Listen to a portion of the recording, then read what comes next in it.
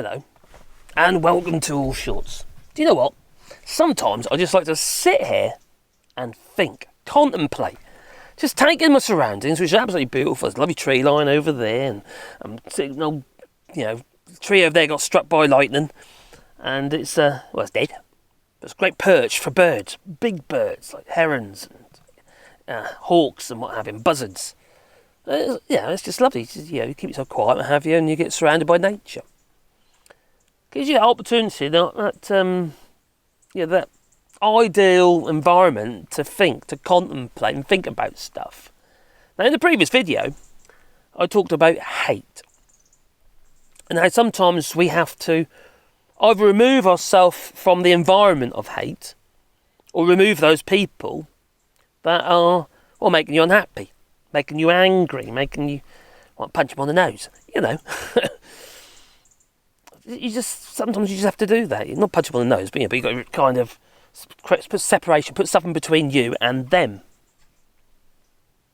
Now, unfortunately, back in 2016, a load of people voted for Brexit, the referendum. And as you know on this channel, I do talk about Brexit quite a lot, probably too much actually. But it does get me thinking sometimes, why did people feel it was in their best interests and their family's best interests to vote for Brexit, which I really cannot actually understand when I hear stories of families around the old Christmas table and the old turkey and what have you, and the son has turned up with his missus, who happens to be maybe Polish, for argument's sake, Polish. And they're talking about Brexit and the vote for Brexit, they keep the immigrants out and what have you, and then the son says, what about my wife, who happens to be Polish? And Dad pipes up, along with Mother, and he says, well, obviously I don't mean I don't mean you. That kind of idiocy. It's just madness. And I feel these people are probably being indoctrinated. And it's not just, the likes of Nigel Farage. Because indoctrination really it takes a very long period of time. It's like you've been programmed. Following a set of beliefs. Maybe a set of social norms. Without critical thinking. Now, I do listen to and read a lot. And for me, for someone who listens and reads a lot, I'm not saying well read. I don't read a lot of books as such. Occasionally I might sit there with a book, what have you, but it's not often. No. But what I do is as you probably already aware, I follow a lot of either industry papers, people like Noam Chomsky as well, He's a linguist. He's got political views as well. He talks a lot of sense. But you are in a bit of a bubble. And sometimes you have to maybe chew on the fat a bit to, how to put it, by actually listening to people you wouldn't necessarily follow. So you pull yourself out of that bubble, maybe, I don't know, I could say listen to Andrew Tate, and I have done, I don't agree with everything he says, but I agree with some of the stuff that he says. Some of it's just really, maybe you could say, is common sense. A lot of it is just misogynistic, narcissistic, just nastiness, basically. But sometimes you have a balanced view on something. Sometimes you have to read and listen to things you don't want to. And some of those things are going to make you hateful, make you angry, and maybe put you in a frame of mind you don't really want to be in. Because I had a couple of people contact me, actually, after that video about hate that I put up, about how they're going to pull themselves away from politics for a while, and what have you, and get off Twitter. And I have to admit, I kind of agree with them. I think sometimes you just have to do that. Sometimes you just have to separate yourself from the things that make you feel miserable. But then, what about the people who have been indoctrinated? Who believe that everything that they're saying is true, is real, is honest. Well, there's no honesty in half this stuff anyway. We know that now. No. Not if it's to do with conservative values. No, you bring you onto religion. Now, I just had my grandchildren here. And it's been 3 weeks of bliss and hell, all wrapped up in one. Yeah, it's been so noisy. Oh my God. And what do I do to, keep myself calm? Occasionally, I think I've had enough now. I need to pull myself out of that environment, and I come here and have you maybe make a video or something like that. That's kind of why I just kind of set us up. I set up while the grandchildren are here, so I could carry on making my videos and stuff, and just calm down a bit. Because although I've had a lot of fun with them, and they've had a lot of fun with me, and we do a lot together. One of my grandchildren, she's a little, how to put it, we think she might have a little bit of ADHD. She's really full on, constantly, hard work, tiring. And then you got Grace, who's my daughter's eldest, and she's she's a star, absolute star. Love her to bits, I really do, and I will miss her, deeply miss her, because we have a connection, because we can communicate on her level. We can communicate.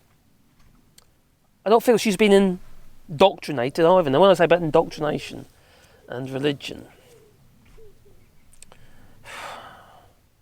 now my daughter has her other half. He don't get me wrong. He's a nice bloke in many ways, but I feel he's a little bit misogynistic. I do. He's kind in many ways. He's very generous in many ways and stuff like that. But there just isn't that connection. He has more time for his church than he does for his own family. Now, he will say, I do this for my family. That's what he would say. Now, when we're talking about indoctrination and social norms and circumcision, female genital mutilation. Now, in his culture, so my daughter tells me, circumcising my little grandchild, my youngest grandchild is a baby, literally breastfeeding at the moment. Not literally at the moment, I don't know, it might be. Has been circumcised. And when I saw that, I had words for like that. Because that is, it's all part of indoctrination. Social norms. Well, I asked her, he said, that's part of his culture. I said, that's not an excuse. It should be his choice. If he wants to follow, that religion, that should be his choice. And the same with, Jewish, what have you. I just don't agree with it. I'm sorry, I really just don't agree with it. I can't. I just can't comprehend how a parent would inflict that on their child. For a start, it must have been considerably painful, and not just at the time. No. Now, okay, circumcision. Some people might say, well, some people have circumcisions because of therapeutic reasons, and I can remember going to school, what have you, and the nurse come around, what have you, he'll have to do the cough, what have you, and they check your bits to make sure you pull it back. It's all getting a bit weird, isn't it? Pull it back, what have you, and whether or not you need to have a circumcision. But that's not religion. At the time, it's a bit, to be honest, it's a little bit stupid anyway, even now. I don't think they do it so much now, do they? I don't know, I'm a bit out of touch regarding that. But it's, really, to have that done to your, to inflict that upon your child, I was angry and very disappointed in my daughter. Now, my daughter was not a religious person until she met Ken and been part of their church and what have you. And don't get me wrong, from someone I'm an atheist, right? I believe in science. I believe that there's things can be explained now. Why do we need some random god to tell us about us was divine, whatever? No. I'm sorry. And besides, there's just too many gods. There's so many different religions, they've all got different gods, and it just doesn't make any sense to me. It really doesn't. I'm a practical man in the sense that I make stuff out of wood, and I stick it together, so, make joints and stuff like that. And it has to mesh. So for me, personally, I don't understand. I don't get religion. I don't understand why we've still got people out there who follow it. Although, I do accept that people do. But I cannot accept any kind of child mutilation. I really can't. It makes me livid. So I had 2 choice words. Have you? She was silent for a bit. And then if everything was tickety-boo, they took her to the airport. Not because of that, obviously, because that was last night as a designated flight. And crikey, that was hell as well. Actually, 4 very young children. Crikey, at the airport. Oh my giddy aunt. I have to admit, she's very strong in that way. She makes it happen. You know what I mean? So good on her. And it was very costly through the summer holidays to get over here. So that's great. But yeah, the actual mutilation side, no. I don't buy into it. And, if you want to follow religion, and if it's what you need so you can make good choices, good decisions, and do right by other people, be a good person, well then, so be it, If that's what you need to guide you, so be it. But it does put you into a bubble. Indoctrination again. Indoctrination. Well, anyway, however you pronounce it. And it puts you in this bubble, and you can't. It's almost like if you come out of that bubble, such as what if, for instance, you didn't do the circumcision? What if you didn't do the female genital mutilation? Which whoa. I think circumcision's bad enough, but crikey, that's just. Well, you've got to think about social sanctions. How do these people feel, or how do they deal with if they're in a group in a society, like within and their social norms? Do they have to deal with social sanctions? Those people are in that group. You get ostracised. It becomes a stigma. I think the logical thing is to find a route out of it, to be honest, and find something else in your life that gives you grounding. Now, my dear wife, she will say that she's she's Christian, what have you, and but she doesn't go to church. No. She doesn't pray. No. She might go to the church and light a candle for members of the family and stuff like that. It's a mark of respect as well, isn't it, I suppose? For those who are gone. But you won't find many people kinder than my dear missus. For starters, she puts up with me. Yeah, she has to be pretty special, doesn't she?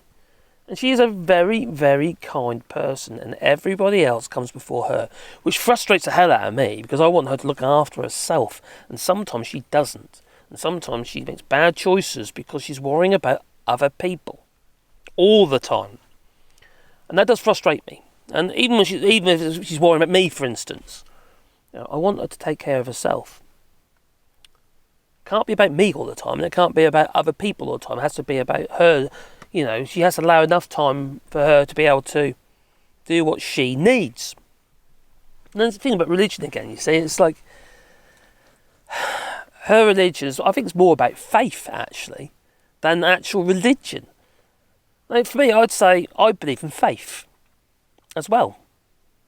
I having faith in myself to make good choices that don't harm other people. That don't hurt other people. Okay, if you're Brexiteer, I'm going to tell you, you're a fool. Sorry, but you are. Because you followed certain norms, as in within your little remit and your little group of people. Or you're supping on a pint in the Wetherspoons, maybe. Yeah. And it just feels, for me personally, it just feels a bit like madness. But we do have to have some kind of grounding in our lives to be able to make those right choices, those right decisions, make good choices. And also weigh on opposing views, like I was saying about, if you Noam Chomsky in the same room as Andrew Tate, well then I don't think you can get any more opposing views than that. Well, then you got fake prophets. I suppose you could say even Could you call Donald Trump a fake prophet? Yeah. The water is rather wet. Yeah, he certainly is. Well, he's definitely fake. There he was, wasn't he? He's going out to have a photo shoot in front of some church somewhere, pushing everyone out of the way and what have you, while he's holding up a Bible, just so he can get a picture of himself. So these conservatives, such as people like him and Jacob Rees-Mogg and others, will use religion. They'll use it. And it's been used for centuries, hasn't it? Thousands of years, religion's been used to control through fear. But we must have knowledge. But also we must know how to... knowledge to be able to critically... To criticise, not just criticise, but critical thinking regarding about religion. And that... Oh, God made man and all that. Did it really? No? No, okay. How was Adam and Eve? Oh, was there? Okay. How come we've got brown people then? You see where I'm going with it? It just doesn't make any sense at all. It's not logic. It's not science. It's not... No. The crazy thing for me is those who still follow religion that also follow science. It makes no sense at all. And then you've got flat earthers, like the Flat Earthers Society. They're a bunch of nutters, aren't they? There must be. We have to follow logic, common sense. Unfortunately, common sense is no longer common. But we must follow common sense, because without it, we've got nothing, really. Got no guidance. We need guidance through logic, not through rhetoric or fake prophets.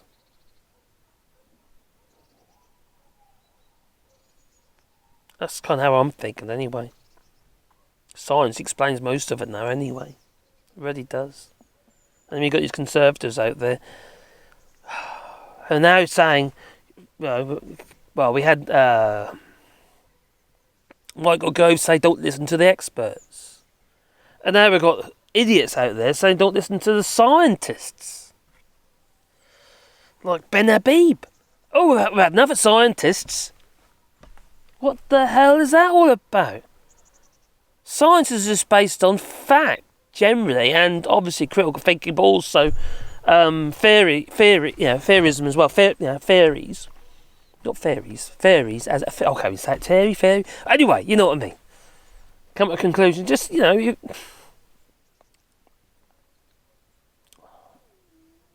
Hawkins, Theory of relativity and all that.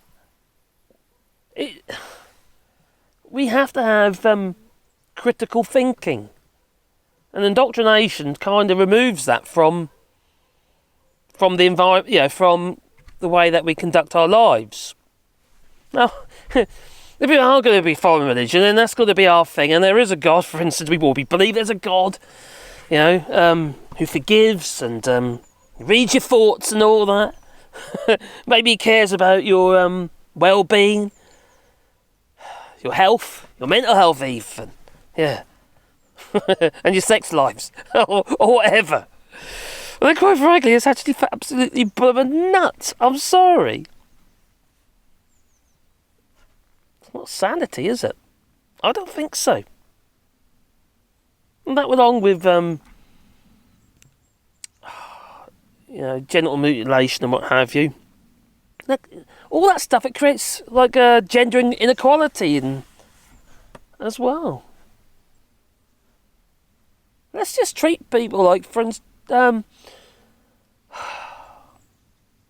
instead of, I'll get my worms out in a minute, I really will. The idea that we can just follow these so-called social religion and what have you, and that is what sets us on some sort of direction. You must have directions. Without direction, you've got nothing. You're not going anywhere. So you got to have direction, and maybe religion might put you on a course of direction, but indoctrination, it's like you're not having any critical thinking, not thinking about anything else. It doesn't ring true to me. No, it really doesn't. Now, I am an atheist. I'm absolutely honest with you about that. I'm not going to change that in me. No. Now, I was quite fortunate. My parents didn't force any of that stuff on me, although my mum was religious. Not particularly religious, a bit like my wife in many ways. But I married her. But I wasn't christened or anything like that, because I don't believe in it all. Anyway, I don't believe in it now. I believe in science. Am I there? Oh, crikey. Oh, my daughter went to see my son, who's disabled. And he reads a lot. He does read a lot. A lot of fiction as well, Horrors and what have you. Stephen King and all that. Those kind of things, and various others. Loads and loads and loads and loads and loads. Anyway, my daughter turns up and going on about religion and stuff. Can I give you a Bible? And my son pipes up and he says, that's okay. I've got a pile of fiction over there. And I have to admit, when I heard him say, when he told us he said that did make me tickle. That really did. Because that's pretty much what it is. Now, why have we got religion? We've got religion because it's the only thing they had at the time to explain stuff. Let's change that. Oh, line's got a bit weird. To explain stuff. Stuff that they couldn't explain before. But we've got past that. Yeah. We can explain it now. The whole thing's flipping nuts. So explain stuff. Religion can. They use religion. Let's get right now. So they use religion to explain stuff, to understand, not to explain, to understand stuff. But also those who were the instigators of religion, whether it be the priests, the popes, or whoever it might be, or other, Zeus, for argument's sake. Those gods were a useful tool for those who want to control through fear, damnation, and all of that. That brings me on to another quote. Alright, this is quite a good one. This is quite a good quote. Well, I'm nearly there with this video. I'm kind of overdoing it a little bit now. I'm overplaying it a little bit. So I will stop in a minute. So, okay, here's a quote. Alright. Now, you tell me who... if you know me, you know I like it. Anyway. Fear is the path to the dark side. Oh, I wonder. Yeah. Fear leads to anger. Anger leads to hate. And hate leads to suffering. Well, you leave that in the comments down below. There's a whopping great clue in that, to be fair. Who said that? Please leave it in the comments down below. But I think I've kind of, overplayed that one a little bit now. It's getting a bit long. So, you can see where I'm coming from, can't you? I'm sure. I hope so. Anyway, you tell me. Please leave it in the comments down below. Because I do actually read the comments. But you probably already know. So I'm going to say ta-ta, so ta-ta. Oh yeah, by the way. Just do good by others.